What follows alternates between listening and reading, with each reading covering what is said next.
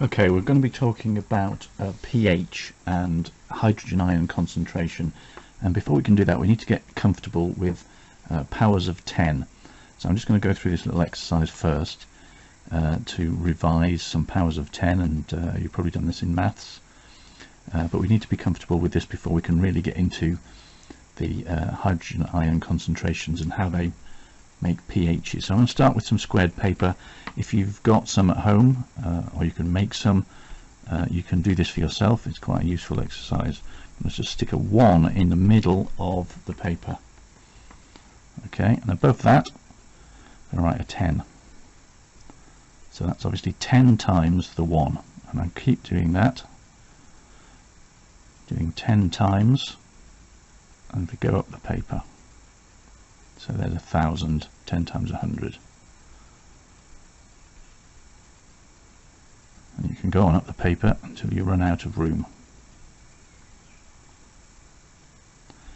So these numbers get very big and you end up writing lots and lots of zeros.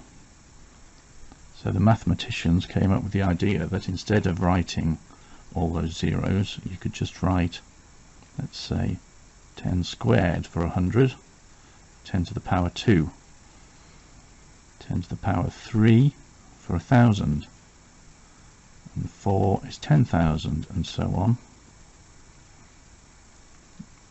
as those numbers get bigger and bigger. And that's a much more compact way of dealing with those numbers.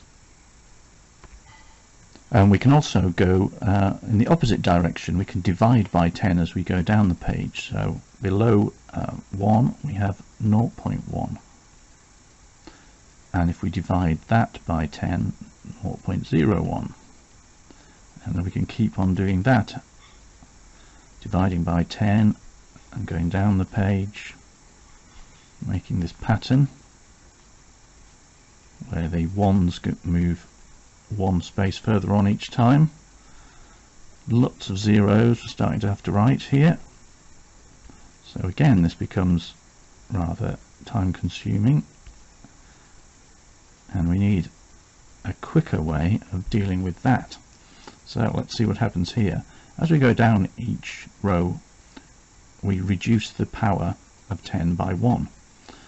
So what happens here is 10 is 10 to the power 1. Guess what happens? 1 is 10 to the power 0. And then we get into numbers that are less than 1, and these get into negative powers. So 0.1 is the same as 1 divided by 10. That is 10 to the minus 1. And the next row down, 10 to the minus 2, 10 to the minus 3. I'll go over here, 10 to the minus 4, 10 to the minus 5, 10 to the minus 6, 10 to the minus 7, 10 to the minus 8. So we've got here in this index notation, as it's sometimes called, a very quick and easy way of writing out these long numbers that would have lots of zeros in. We can go from very big numbers to very small numbers and write them in a very concise form. And we're going to need this kind of understanding of these very small numbers as we look at hydrogen ion concentrations and how they relate to pH. Okay, so we're looking now at the sheet I asked you, which is called C5.8 pH and H+ concentration.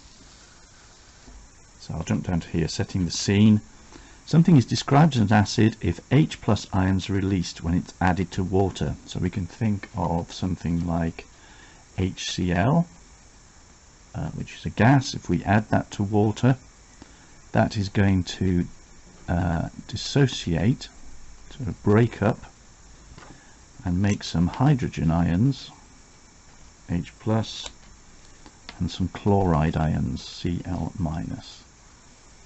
So that gas is acidic. When it dissolves in water, it dissociates and makes H+ and Cl-. And it's the concentration of these H+ ions that tells us how acidic a solution is. pH scale runs from 0, most acidic, to 14, most alkaline. So pH is an abbreviation for the power of hydrogen, how much hydrogen ion concentration we have in a solution. So the higher the concentration of H+ ions, the lower its pH value. And if we look back at this table that we made earlier on, so we have, if this is the concentration of hydrogen ions, if we have 10 to the minus 7 hydrogen ions, then our pH is 7, so this is a neutral solution.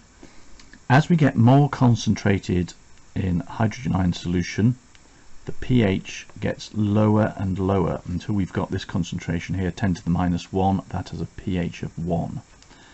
So every time we dilute the concentration by a factor of 10, we're going down this scale. So if we started with some very strong acid with a pH of 1 and we diluted that by 10, we'd end up with acid with a pH of 2. If we diluted that by 10 again, the pH would go to 3. So every time we dilute an acid by 10, that means we make it a tenth of its concentration by adding a lot of solvent. We're going up one rung on this pH ladder. Okay, and that carries on all the way up to 10 to the minus 14, where there is very, very little concentration of H+ ions. So as it says here, as the concentration of hydrogen ions decreases by a factor of 10, the pH value increases by 1 unit. And the opposite is true. As the concentration of H+ ions increases by a factor of 10, the pH value decreases, so it becomes more acidic as the concentration of H+ ions increases by a factor of 10. Got then a worked example. Use the information in the table below to determine the pH of a solution of H2SO4, that's sulfuric acid, in which 0.00050 moles of sulfuric acid is dissolved in 0.10 decimeters cubed of water. So I've got a table here that tells us concentrations and pHs, and as we've been saying, 10 to the minus 1 gives us a pH of 1, 10 to the minus 2 gives us a pH of 2, and so on. So step 1, finding out the concentration of H+ ions in the solution. We can use this equation. Concentration in moles per decimeter cubed is the amount of substance in moles divided by the volume of the solution in decimeters cubed. So we're given a number of moles of sulfuric acid, which we can put in there, and a volume of solution 0.10 decimeters cubed of water. Let's put those in, and when we work that out on our calculators, it becomes 0.005 moles per decimeter cubed. That's our concentration of the sulfuric acid.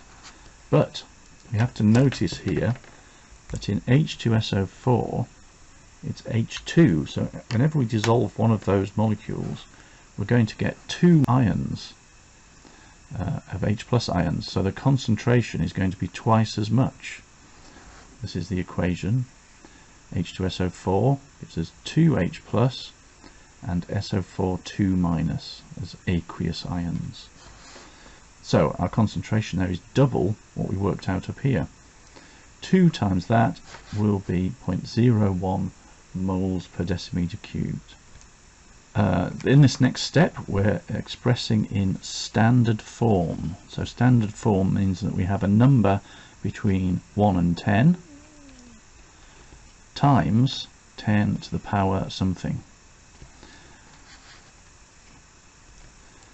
So 0.01, if we move our decimal point 2 places, that will give us 1. We've moved it 2 places, so we're multiplying by 10 to the minus 2. It's the same as dividing by 100. 1 times 10 to the minus 2 moles per decimeter cubed. So that is standard form. Now use the table to determine the pH of a solution with this concentration. So our concentration is 1 times 10 to the minus 2. Go back up to our table. 1 times 10 to the minus 2, the pH is 2.0. Okay, we've got a second example here. Student takes 10 centimeters cubed of hydrochloric acid, and we're given the concentration of that, measures its pH and finds that this solution has a pH of 1. He then dilutes it by adding 990 centimeters of cubed of water, making a solution with a final volume of 1000 centimeters cubed. So he started off with 10 centimeters cubed of solution and diluted that down to 1000 centimeters cubed. So we should be able to see that that is like diluting by a factor of 10 to get 100 centimeters cubed of solution, and then diluting it by another factor of 10 to get 1000 centimeters cubed. So we've diluted it by a factor of 10 twice. Now we're going to determine the concentration of hydrogen ions, how that has decreased by the dilution. So we're working out here the initial volume, which was 10, the final volume was 1000. Dividing 1000 by 10 tells us the dilution is 100 times. So we know that when we decrease the concentration of hydrogen ions by a factor of 10, that will change the pH, it will increase it by 1 unit. And we've effectively done that twice. 100 is 10 times 10, so the concentration has decreased by a factor of 10 squared, and so our pH value will increase by 2 units. We had a pH originally of 1, so increasing it by 2 will give us a pH of 3. So we've gone from a pH of 1, we started with 10 centimeters cubed of solution, we've diluted it to 1000 centimeters cubed, so that is 100 times more dilute, or 10 to the 2, so we will increase the pH by 2 pH units to get to pH 3. So now we're looking at the questions. We're going to use this table of concentrations and work out what the pH is of these different solutions. So if we have a solution of HCl with a concentration of hydrogen ions of 0.001, we want to put that into standard form, and that will help us to use that table. So if we think about where that decimal point would move, 1, 2, 3 places. So that's the same as 1 times 10 to the minus 3. Okay, we look back on our pH table. 1 times 10 to the minus 3 is a pH of 3. So that will have pH 3.0. Now, part B, a solution in which 0.05 moles of HNO3 is dissolved in 0.050 decimeters cubed of water. So we had an equation earlier on for concentration. Concentration equals amount of substance in moles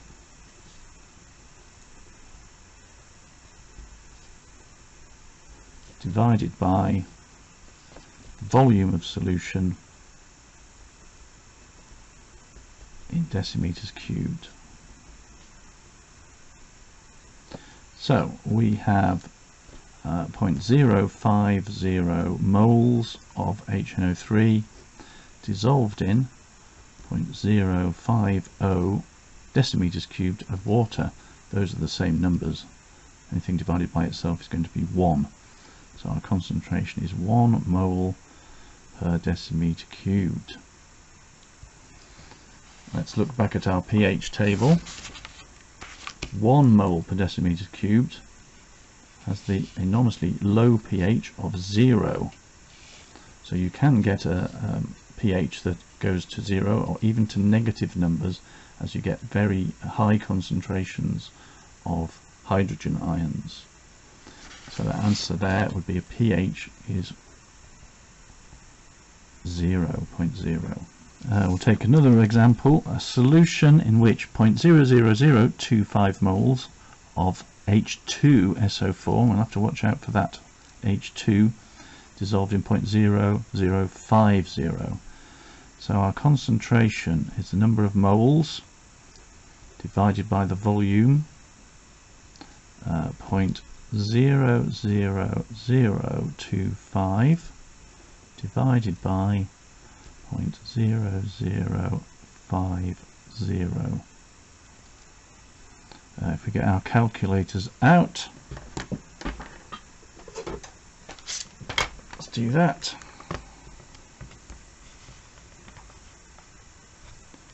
Point 0.00025 divided by 0.0050 is 0.05 moles per decimeter cubed. That's the concentration of H2SO4, but if we're wanting to work out the concentration of hydrogen ions, we've got to remember that H2SO4 has 2 hydrogen ions when it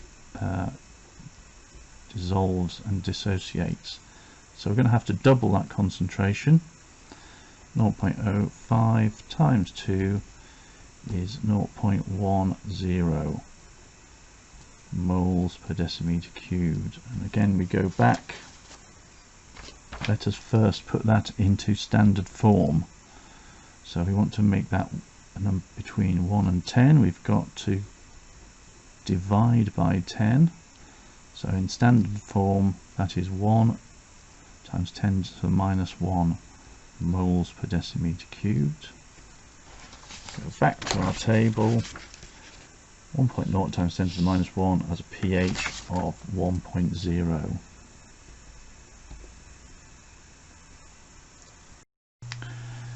So I'm looking now at question 2. I think what they've done here is put in a lot of spare information that you don't really need in order to work out the answers here. So I'm just going to go through and highlight what we need to know. So we've got some HCl, hydrochloric acid. The pH starts off at 3. So we know that. We're also diluting by a factor of 10. So when we dilute an acid by a factor of 10, we're going to increase the pH by 1. So that is going to be going from 3 to pH 4. And we don't need to know any of this other stuff. Let's look at the second one. We start off with a pH of 2. We're diluting by a factor of 10,000. Let's count the zeros here. 1, 2, 3, 4 zeros. So that's 10 to the 4.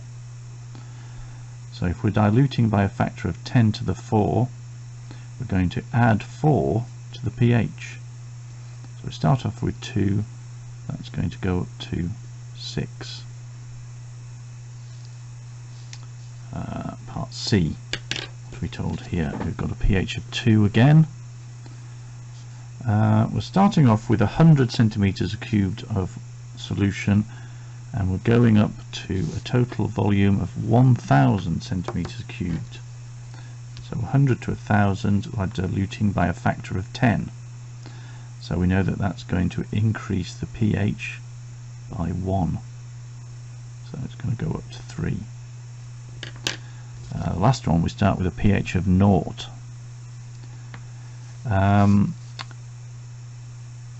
They've been sneaky here. So they've got centimeters cubed in this first measurement and decimeters cubed in the second one. So how can we work that out? What dilution have we got there? Let's see if we can do that. So we have got 10 decimeters cubed. There are 1000 centimeters cubed in 1 decimeter cubed. So 10 decimeters cubed is the same as 10,000 centimeters cubed. So we started off with 100 centimeters cubed and we've gone up to 10,000. So what's our dilution factor? Let's divide that. 10,000 divided by 100, see how many times it's been diluted. We can cancel out some zeros. 100 over 1. So it's 100 times it's been diluted. 100 times is the same as 10 to the 2. So we're going to increase the pH by 2. We started off with a pH of 0, so it's going to be increased to 2. So we only needed those highlighted bits of information in order to work out the answers.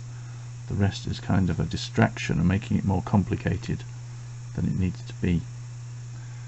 I hope that made some sort of sense. Thank you for listening. Bye for now.